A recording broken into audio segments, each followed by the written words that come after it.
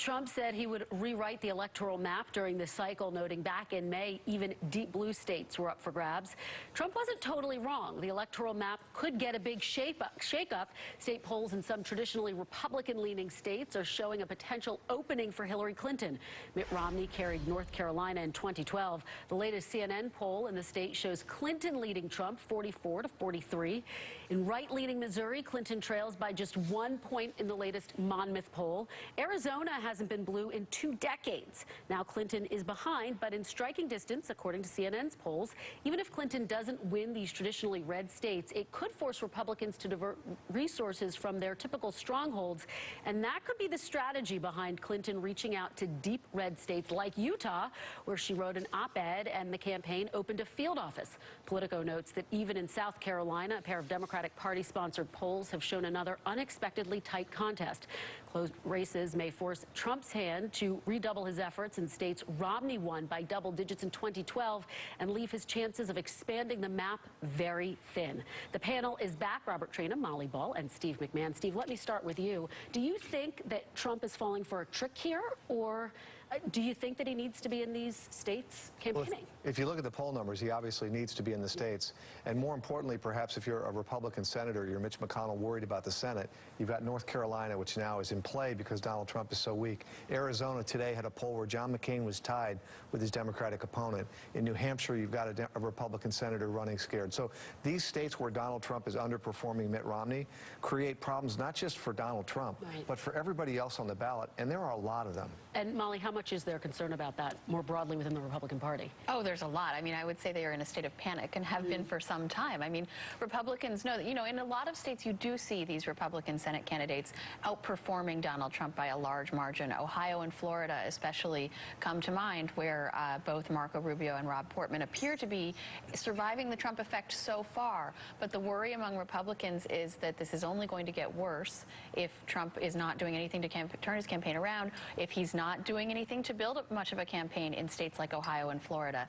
Because, you know, if the presidential swing states are South Carolina, Arizona, and Utah, this election is way over. Kristen, you mentioned a little while ago that Hillary Clinton raised $140 million this last month. That is going to go to states like Florida and Ohio. And it's going to make a difference, not just for her, but for the Democrats in those states and other states like them. And it's a nice pad heading into these final 2 months. Robert, your take on all of this, and given the sort of red meat speech that we heard last night in Arizona, could that solve the problem to some extent in some of these traditionally red states? Well, as I mentioned before, there's a reason why Donald Trump is in Arizona. Because he's losing to Hillary Clinton.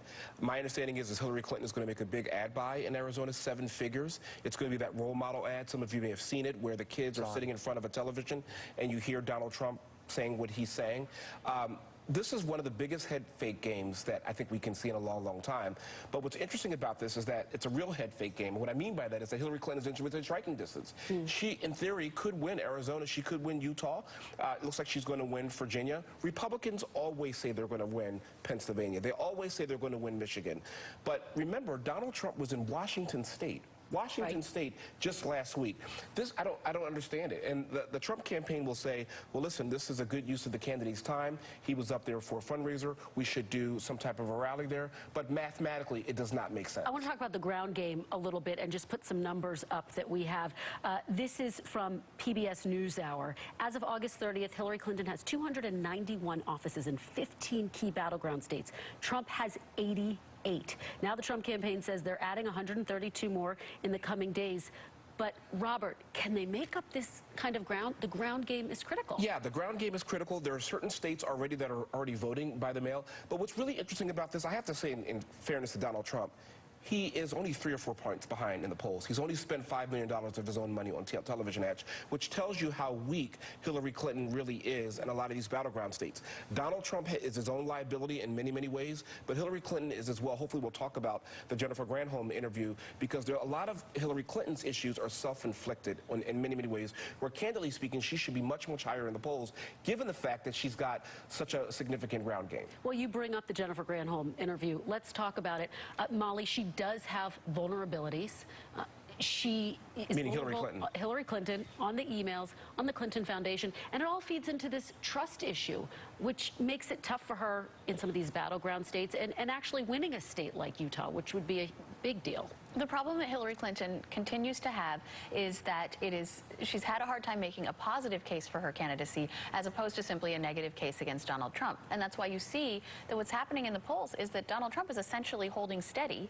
He's in, the high 30s, but Hillary Clinton's lead is decreasing because her numbers are coming down, because even the voters, a lot of them I think are Republicans or conservative-leaning independents who are open to voting for Hillary Clinton because they're so turned off by Donald Trump. It's hard for them to commit to her when they get the information like they've been getting about issues like the emails, like the Clinton Foundation. Well, Steve, pick up on that point.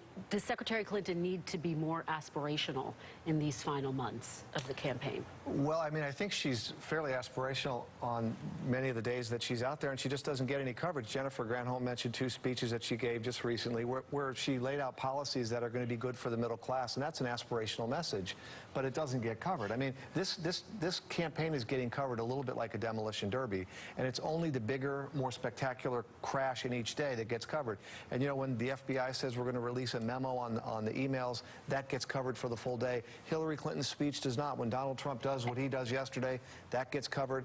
That is a fair point. I mean, Donald Trump certainly understands the media and how to get big headlines. There's no doubt about that. But does Secretary Clinton need to do more interviews, need to be more in front of the media in order to get more Yesterday, headlines? Hillary Clinton wasn't on the trail, wasn't on television. Donald Trump was. Was that a good day for Hillary Clinton's campaign or not? I mean, I understand the press and everybody around this table wants to see Hillary Clinton out there doing news conferences every day. But as a strategist in a campaign, you're running to win. There's 69 days left. Every day Donald Trump makes a fool of himself is a very good day for the Hillary Clinton campaign. That's very, very true, but there's one caveat. You mentioned aspirational. She's very good aspirationally. It's transparency. And when you have a transparency issue, you need to combat that with some kind of press conference or something like that. And the issue really isn't about her message. It's really about these self-inflicted wounds that Secretary Clinton is going through right now. And I think a lot of people out there, to your point, Molly, are saying, I don't want to vote for Donald Trump. I really, really don't. But Secretary Clinton is not making this easy for me. But they're not, because, Robert, they're not self-inflicted wounds in the following sense. Steve, hold on. Whoa. We're cleaning up a mess from 6, 7, 8 years ago. These aren't things that are happening on a daily basis. She may not be answering all the questions that everybody wants, Steve. but she's answered all those questions before. But there's always a caveat. We heard a year ago, my emails are nothing about yoga and about Chelsea's wedding plans. Personal emails. And we now know that's different. We now know that the 15,000 additional emails probably have some classified things. My only issue is that it's drip. And those are the State Department's still reviewing them. Some of them might be duplicates, just to be clear about that. But the debate continues. Stay right here. We have a little bit more time. Robert, Molly, and Steve, we're back soon. The Lid is next.